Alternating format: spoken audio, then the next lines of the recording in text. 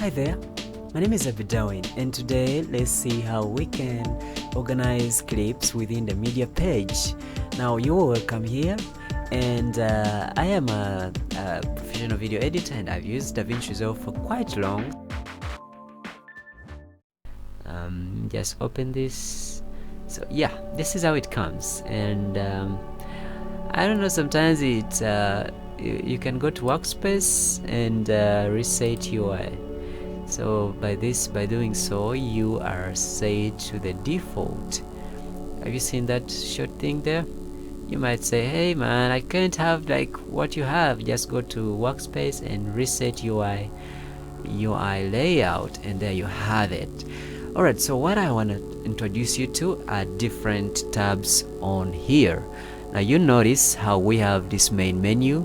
We have the DaVinci Resolve main menu, which shows about DaVinci, the keyboard customization, chef adboard updates and preferences, and quit.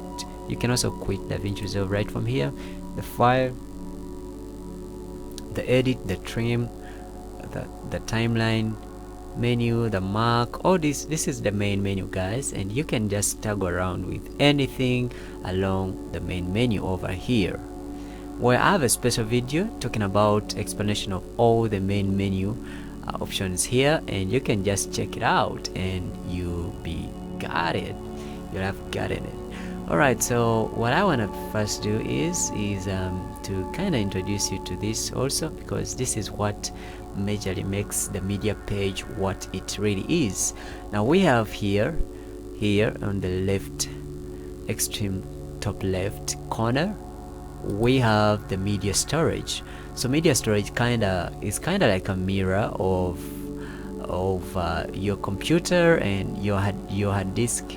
What is shown here, you have disk C, D, C, and projects. So I have different volumes here that I can just toggle around with. So I just want to go to any, like could be DV, and I have some folders here, and I have subfolders. Batch could be, and I can go to any folder. You can even just go here and double click and just see any footage that you really want to import here. Now when you are satisfied, you can also play them back, just as simple as that. See, just something before you even import it, it's already able to play, which is really great. Now these are videos that I already worked on. I'm just gonna go to my let me just, could be I'm satisfied with this. What you can do, just drag and drop. You can choose to just drag. When you're satisfied with any file, just drag and drop it into the media pool. So guys, this is the media pool, this is your viewer, and these are your meters. This is your meters, and then this is the waveform of your meters. Well, we don't have an audio, but you would have seen some waveform over here. And guys, this is the inspector space here, which shows you all the metadata and all the stuff going over there. And this is the audio kind of version of it, so you can toggle between it on or off. And when you turn it on, it's gonna show it over here. If you turn it off, then only the metadata it's gonna show over there. You can also switch to the inspector, so you have the metadata and you have the inspector and the metadata here. And you can also turn to capture. If you have a capture device, just go on and set it up here.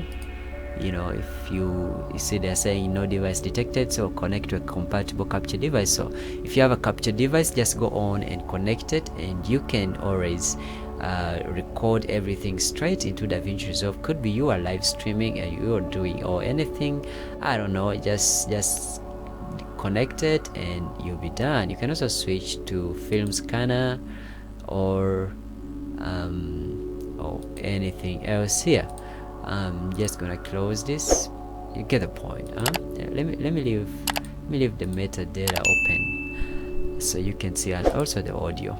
So I am satisfied with it. I'm just gonna drag it and drop into the media pool, just as simple as that. And or that's one option, or you can also go here to the bin section and you right click and say new bin. You get the point. Or you can use a shortcut which is Ctrl plus Shift plus N. That is Command plus Shift plus N if you are on the Mac. You get the point. And so I can just toggle between different. Could be I want this off. I'm just gonna hit delete, and I am remaining with my bin. I can double click on the name, and I can rename it. Could be, let me say, B-roll. When you're done, just press enter, and there you'll be done. So within this, I can close this by just pressing this review button here. You get it? I can just, see what is within this bureau. Now also in bureau, I can select it and go to press right click and go to new bin. Again, I create a bin within the bureau bin. You get the point. So we have the master bin, we have the bin, and we have the sub bins. A bin is kind of like a folder, so you create a subfolder within a folder. You get the point. And you can also still double click and name could be b-roll sub bin. I don't know, b-roll sub, just something simple. And yeah, it's done. Now when you right click on a bin, you have different options to create a new timeline within your selected clips within the new bin. You also have options to import a bin. You also have options to import media. So let me just go to import media. See how you can go on and import anything from your computer, though you can still also access almost everything just from the media storage tab over here. You get the point. Well, I want to drop in some footage in here. So let me say I want to import this. Well, they're telling me that the selected clips have a different frame rate to the project. Would you like to change your timeline frame rate to match? You can't undo this action. So what I am doing is changing my timeline resolution to the footage resolution. You get the point. Okay. So if my footage is 1920 by 1080, that means also my timeline is gonna turn into a 1920 by 1080 timeline. And guys, DaVinci Resolve is great because the timeline is DaVinci Resolve is timeline independent. That means even if you set a timeline of 1920 by 1080 and you want to render out this video in 2K, I don't know, could be in 720, you can still do that. Or you have your video in 8K and then you set your timeline to be 1920 by 1080, you can still render out your video in 8K format. You get the point. Okay, so I'm just gonna press change and I have it. You can just scrap. It's called scrapping. Just put your mouse, don't even do anything, just point on it and just move along the clip. It will just play. Or you can select it and press the space bar. If to use any other software, just playing. You can also press you can also just move it from here straight from the viewer, and you have these buttons over here. You have the stop button, play forward and play backward, and then go to first frame or go to last frame, and then you have this loop. You can loop a section. Could be you want your video to be looped. Let me just play and now I know it's really expensive to use any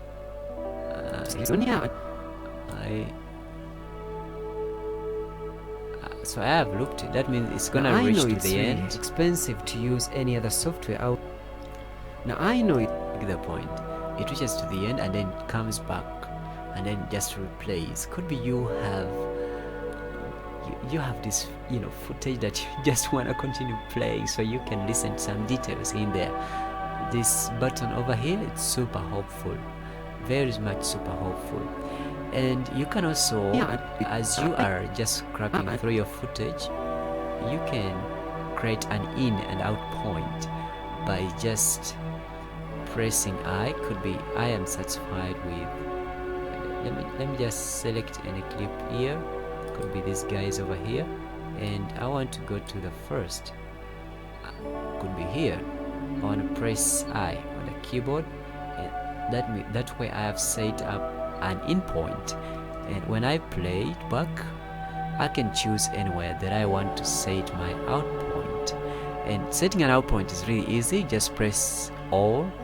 So if I press all, that means I have set this as my in and out point. So when I drag this video into my timeline, I am going to be having an in and out point. So let me just play this back so you can see.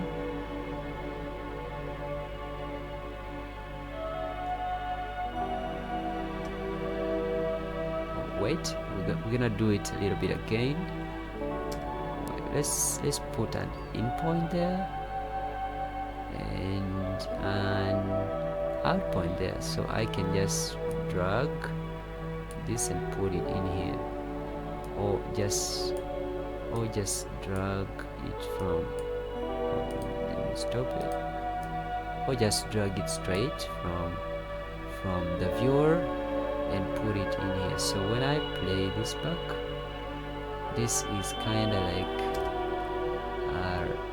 a selected out portion of the big video. You get the point, because I have already selected the in point and the out point.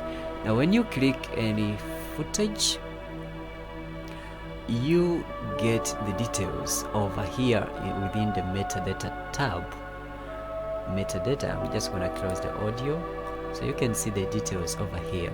Well, the clip's name is always here, it's first, and then the format, it's MP4, and this is the location, it's in users and it's in Abbey, and then videos, and then this is the clip duration. So you see it's 4 minutes 4 seconds and 24 frames. Just that, you get the point, okay? And when I go here, this is kind of like its format. It's in a H.264 and then main L4.0, and then this is the format of my audio. It's in AAC. Now some clips are always in MP3, but this is in AAC. This is the frame rate, it's in 25 frames per second, and this is the frequency. You see it's 48,000 Hz, and it's a 2-channel audio. That means it's a stereo audio, and also this is the resolution. It's 1920 by 1080 resolution. So you get the point, you know. This is the starting point in 1 second and 21 frames, and the end point is in 6 seconds and 20 frames. The start frame is 46, end frame is 169, and if it's frames, bit depth is 8. You get the point, and it's not 10, so it's just 8. And the field dominance is progressive. So all this information super helpful. Data level, it's auto. Audio channels, there are 2. If it was a mono, then I would have only 1 channel. And audio bit depth is 32. Get the point. And data, this is audio bit depth, not video bit depth, guys. This is video bit depth, like this 8.1. This is the bit depth of the video, then this is for the video. It's for the audio. It's always better to 4 times the audio bit depth that of the video. So if we have the video like 8, then let the audio be 4 times that. And then this is the date that it was more latest modified, and then this is the clip name. So you get the point, you know. This is the clip name, and then it also shows you the bin where it really is. Hopefully this is really super helpful. Now you can also increase the size of your clips by just pressing this button over here, and you can also shift from the metadata view to the thumbnail view to the list view. It's just upon you what you really want. And within the list view, you can go on and select what you want to display. Could be you want to display the camera, the bit depth will show just there, the field dominancy, Could be you want to show the end. You can also unselect things that you don't really want. I'm not gonna put on the audio audio codec, frames, format, flags. I'm not gonna put on flags. Field dominance, I'm not gonna frames per second. I want that. End time, I want it. So if you're done, just press outside of it, and there you go. You can now view anything: file path, the format, QuickTime, video codec, audio codec, and everything in here. That's super helpful. And as I showed you, you can toggle from, just show you something here. You can toggle from the layout. Yeah, could be you want to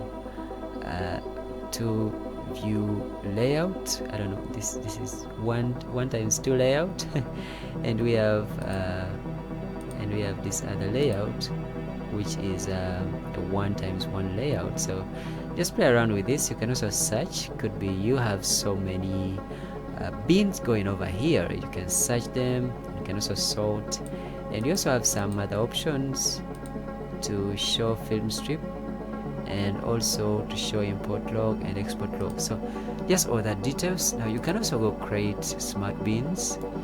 Smart bins are like bins that always help you to specify different footage using keywords. You can just set up keyword. So when you select a clip, I'm gonna go back to my thumbnail view, and when you select any clip and go to the inspector, you can see everything in here, and also the clip details too. Because I'm opening the metadata, I can close that. You can just close by opening, closing, closing, opening, closing, opening. Just that, not really hard. So what you see within the inspector is it's telling you all the information about this clip, like the transform information, like the zoom, it's at 1.0, and you can also see why. Now you link this. Now guys, I have a full tutorial about the inspector and understanding almost everything here, but in almost any page. But what I want to show you is how you can play around with these things, and right from the media page, you set up something that you're gonna use within any other page that you're going to use. You can also change the zoom just to play around with it, and you can also unlink. Could be you don't want to have it go within the same dimensions, like having when you're extending the x, you're also extending the y. Where I prefer, when I am extending x, I'm also extending y. So that's why when I am zooming like this, I am zooming them all together. And position, we have looked at position x. Position y is kind of like up or down. When you drag to the left, that means you're pulling it down. When you drag to the right, you're putting it up. Just as simple as that. And rotation angle, you can play around with. You can even make them. Have you seen those movies where you see a clip coming over from upside down, and then from nowhere it gets to be corrected? You can really play around with this as you keyframe them within the edit page in really simple ways. I'll show you how. And guys, this playlist is super resourceful, so please use it to your maximum. You can just play around with it just the way that you really want. I'm just going to double click so that I can set everything back to normal. You can always just set everything to normal by just double clicking. And you can also change the anchor point. I don't know, could be you want it like that. I don't know. I'm just gonna double click the pitch. You see that? Just to have some weird ways, really weird ways. And you can also change the yaw. Could be you wanna have something like this, and then it comes into focus, out, and then comes into this, just like that. You can double click this to set up back everything to normal. Just gonna set the pitch even back to normal. You can also flip it. Could be you want this guy to be this side, also the other side. It's just upon you. Just play around with anything that you really want to have. You see how weird, how really fancy these things can really be. It's just upon you. The cropping, you can crop things here. You can crop right or left. You can crop top or bottom. You can crop bottom. You can increase the softness of your crop. I don't know, could be you want something like that. Just play around with things here. And you can also turn on to remain your image position, just in case you don't want have something really on that. Now there's something I want to show you guys which is super helpful. This is the dynamic zoom. I'm just gonna click this off. Dynamic zoom helps you to have some kind of zoom for your footage. So let me just play this back, and you see how it kind of zooms out, kind of like from in and then you're going out, something like that. It's really helpful. And guys, just play around with dynamic zoom because it's kind of like a magical feature in DaVinci Resolve, which a lot of creators are using right now, and it's super helpful. You can play around with the composite, and you can turn the blend name to any that you really want here. I'm just going to leave it to normal, and you can turn to the opacity really down or up. It's just upon you. Lens correction, you can also analyze a lens and you correct it, which is really great. And you know, you're just playing around with lenses. That could be you are on these old TVs. Remember how they used to display things like really like this? They had really weird ways of displaying. I can just double click and set everything back to normal. And yeah, real-time scaling, guys, just leave this to project settings because you don't wanna have things that are really out of your project settings. So this was a quick review of the media page. Hopefully you get some idea. I have shown you almost everything in here, and super great. Alright, so thanks for watching. Bye bye.